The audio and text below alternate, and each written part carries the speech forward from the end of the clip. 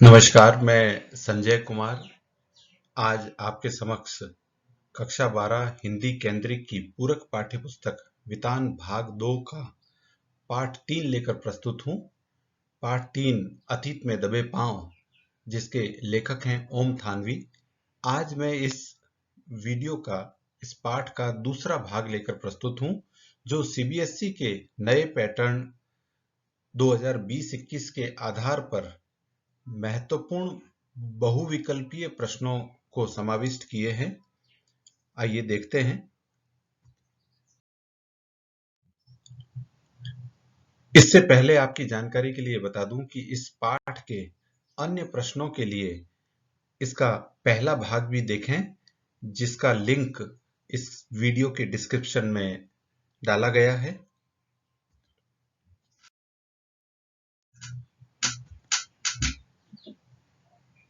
सिंधु सभ्यता एक low profile सभ्यता थी।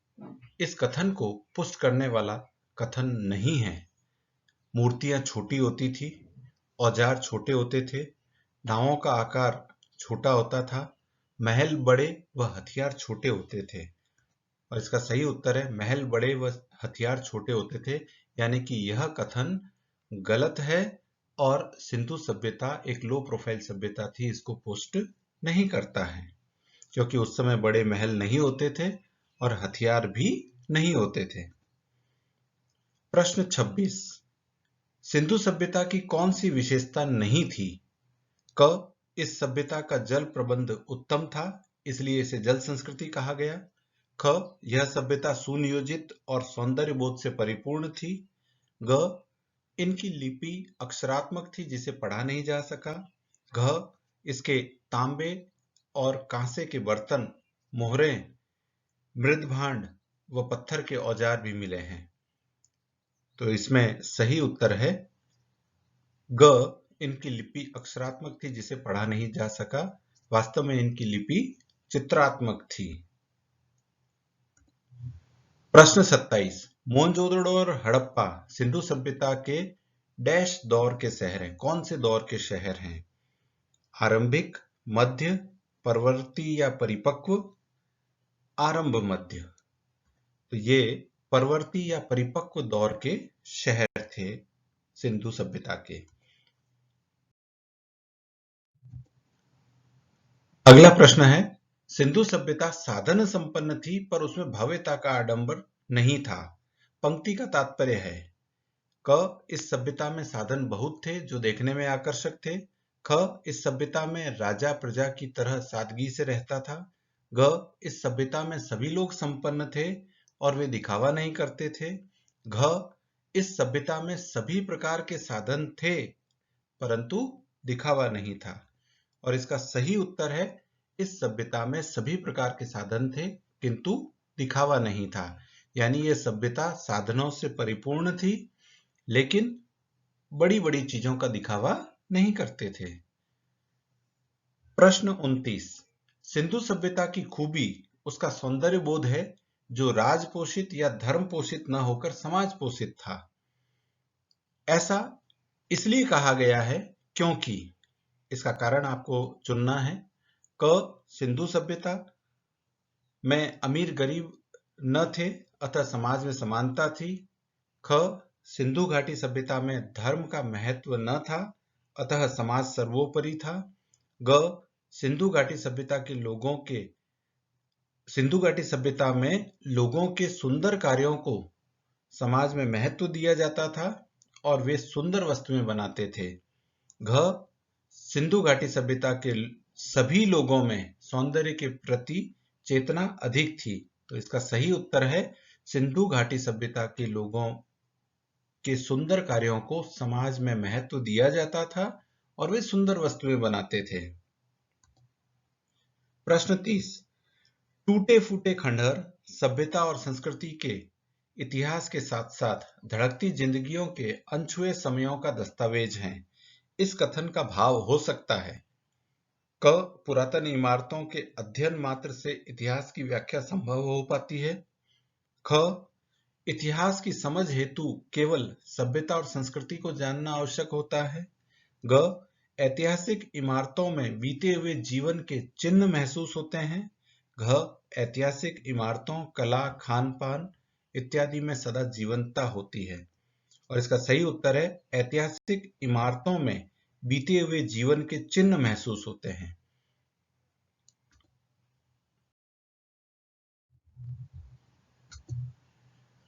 प्रश्न 31, मोहनजोदड़ो की बसावट के संबंध में कौन सा कथन सही है?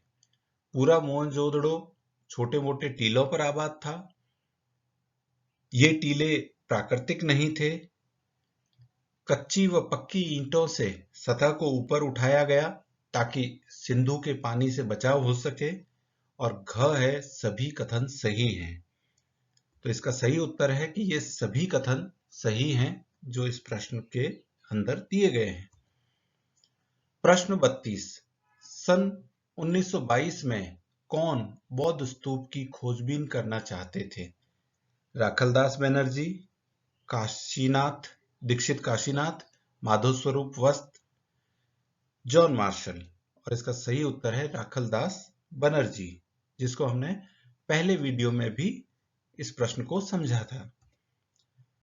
प्रश्न 33, भारतीय पुरातत्व सर्वेक्षण के महानिदेशक जिनके निर्देश पर खुदाई का व्यापक अभियान शुरू हुआ वे कौन थे? राखलदास बनर्जी, दीक्षित काशीनाथ, माधव स्वरूप वत्स, जॉन मार्शल। और इसका सही उत्तर है जॉन मार्शल।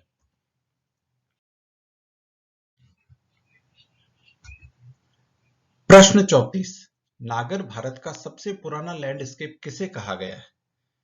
क, बौद्ध स्तूप, ख, हड़प्पा के घर, ग, मोहनजोदड़ो की गलियां, घ, उपर्युक्त सभी। और इसका सही उत्तर है बौद्ध स्तूप। इसे नागर भारत का सबसे पुराना लैंडस्केप कहा गया है। प्रश्न 35, सिंधु घाटी सभ्यता के अद्वितीय वास्तु कौशल को प्रदर्शित करने वाला निर्माण जो अपने मूल स्वरूप के नजदीक बचा रह सका है वह कौन सा है? ज्ञानशाला, कोठार, सभा भवन, आनुष्ठानिक, महाकुंड। और इसका सही उत्तर है आनुष्ठानिक महाकुंड। प्रश्न 36, निम्नलिखित में से ग्रिड शैली का शहर नहीं है। आपके पाठ में ग्रिड शैली के शहरों के नाम दिए गए हैं, कौन सा नहीं है वो बताना है। ब्रासीलिया, चंडीगढ़, इस्लामाबाद, जम्मू। और इसका सही उत्तर है जम्मू, यानी ब्रासीलिया, चंडीगढ़ और इस्लामाबाद ग्रिड शैली के शहर हैं।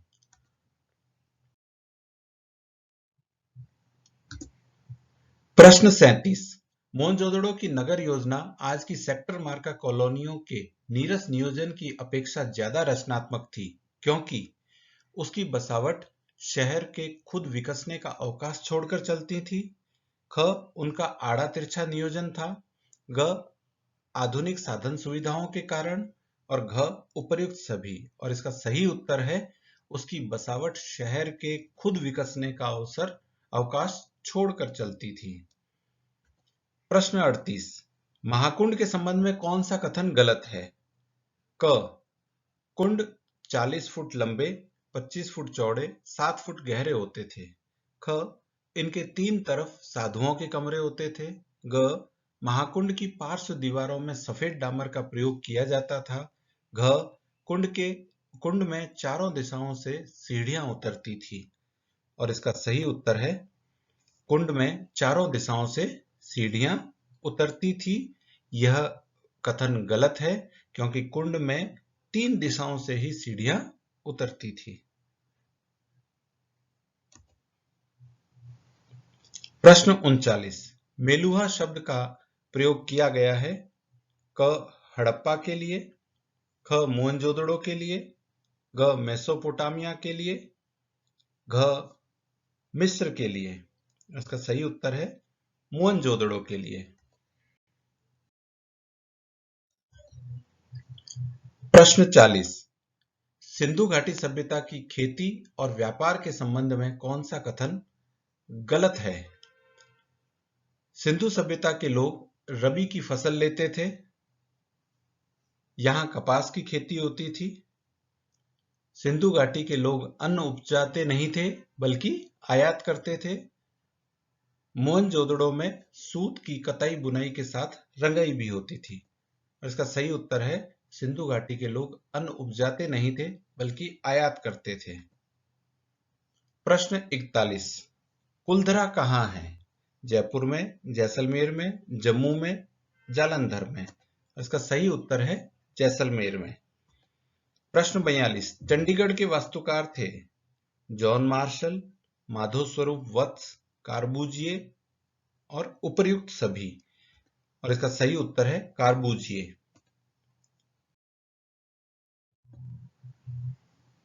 प्रश्न 43, मोहनजोदड़ो में बड़े घरों में कमरे छोटे होने का या के कारण हैं? शहर की आबादी अधिक होना, छोटे कमरे नौकरों के लिए होना, ग उपर्युक्त दोनों, और घ इनमें से कोई नहीं। और इसका सही उत्तर है इनमें से, और इसका सही उत्तर है उपर्युक्त दोनों, यानी शहर की आबादी अधिक होना और छोटे कमरे नौकरों के लिए होना। प्रश्न 44, मोहनजोदड़ो के किसी भी घर में खिड़कियों या दरवाजों पर छज्जों के चिन्ह नहीं होने से लेखक ने क्या अनुमान लगाया? क, मोहनजोदड़ो में उस वक्त मरुभूमि नहीं थी, ख, वहां रेगिस्तान ही रहा होगा, ग उपर्युक्त दोनों, और घ इनमें से कोई नहीं। और इसका सही उत्तर है मोहनजोदड़ो में उस वक्त मरुभूमि नहीं थी। प्रश्न 45, जॉन मार्शल ने मोहनजोदड़ो पर डैश खंडों का विशद प्रबंध छपवाया। कितने खंडों का विशद प्रबंध छपवाया यह बताना है। क 3, ख 4, ग 5, घ 7। और इसका सही उत्तर है 3।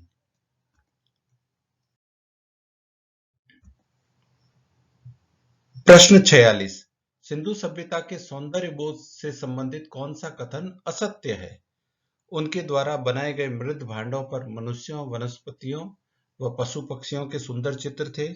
उनकी मुहरें सुंदर होती थी जिन पर बारीक आकृतियां उत्कीर्ण होती थी। उनकी लिपि सुगढ़ अक्षरों वाली थी और खिलौने व आभूषण भी सुंदर थे। उस समय बड़ी समाधियां व महल होते थे। और सही उत्तर है उस समय बड़ी समाधियां व महल होते थे। यह कथन असत्य है, बाकी कथन सत्य है। प्रश्न 47, मोहनजोदड़ो में खुदाई बंद करने का कारण है? सिंधु के पानी के रिसाव से क्षार और दलदल की समस्या के कारण, रेल लाइन बिछाने के कारण, अजायब घरों में स्थान की कमी के कारण, चीजें अन्य स्थानों पर ले जाने के कारण। और इसका सही उत्तर है सिंधु के पानी के रिसाव से क्षार और दलदल की समस्या के कारण। प्रश्न 48, मोहनजोदड़ो किस युग के शहरों में सबसे बड़ा शहर है? लौह युग, ताम्र युग, कांस्य युग या इनमें से कोई नहीं? इसका सही उत्तर है ताम्र युग।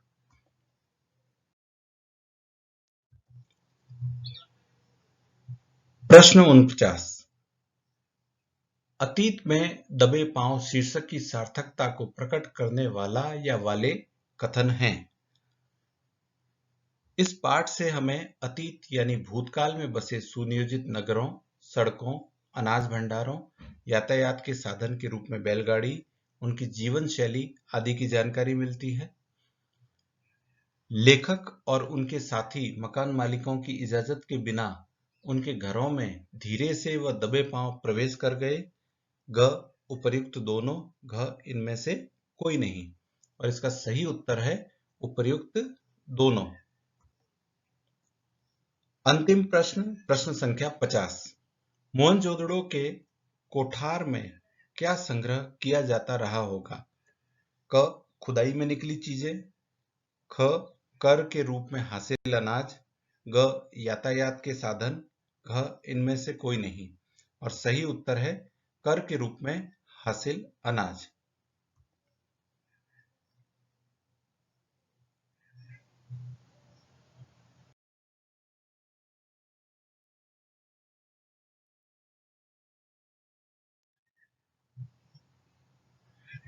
आशा है अतीत में दबे पांव पाठ के बहुविकल्पीय प्रश्न आपके लिए उपयोगी साबित होंगे और आपको इससे पूरा पाठ समझ आ जाएगा। हमारे YouTube चैनल हिंदी अध्ययन को सब्सक्राइब करें, वीडियोस को लाइक करें, शेयर करें। धन्यवाद।